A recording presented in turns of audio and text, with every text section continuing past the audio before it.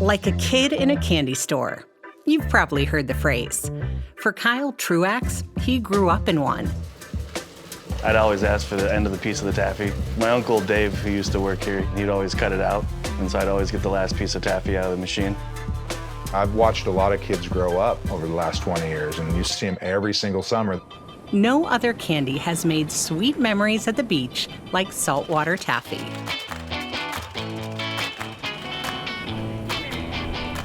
My grandparents started in 1963. I probably started working here when I was 14. They've always made taffy. My wife and I, well, we were dating in high school, and her grandparents owned a candy store. I started working here in high school in 1997, working full-time in 2002 after graduating from college, and became an owner shortly after.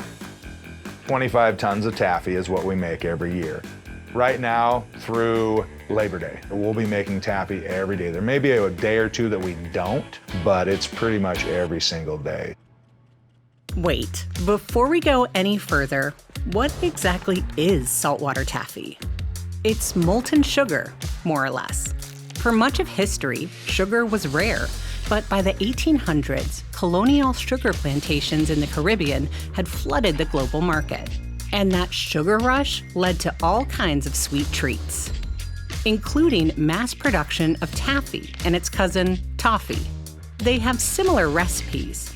Both are made of sugar or molasses, boiled with water or milk. But their textures are what set them apart. Toffee cools and becomes hard, while taffy is stretched and pulled, which traps tiny air pockets, making it chewy. So what's the deal with saltwater taffy? Its birthplace was Atlantic City, New Jersey in the 1880s. Chew on this bit of history. A candy store on the city's boardwalk flooded, and seawater soaked all of the shop's taffy. Afterward, the shop owner joked that he had new candy to sell, saltwater taffy, and the name stuck. And the so-called salty treat has since become a classic coastal indulgence, from Atlantic to Pacific.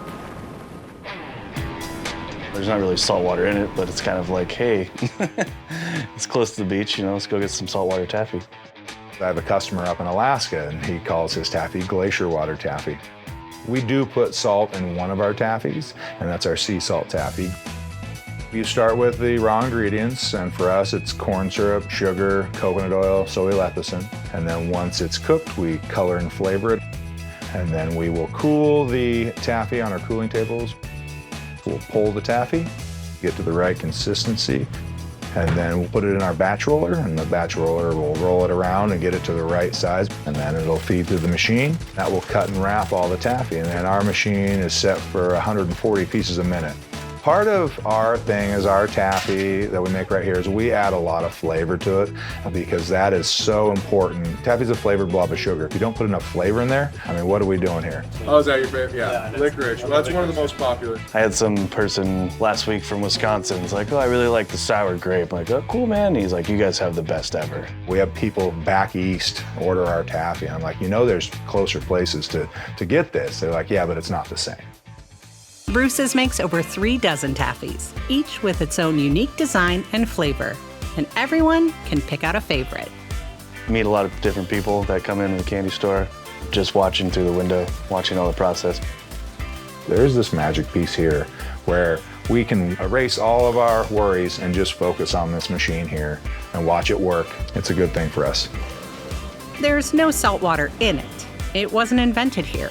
But for generations of Oregon kids, and kids at heart, taffy has been one of the signature tastes of the Oregon coast.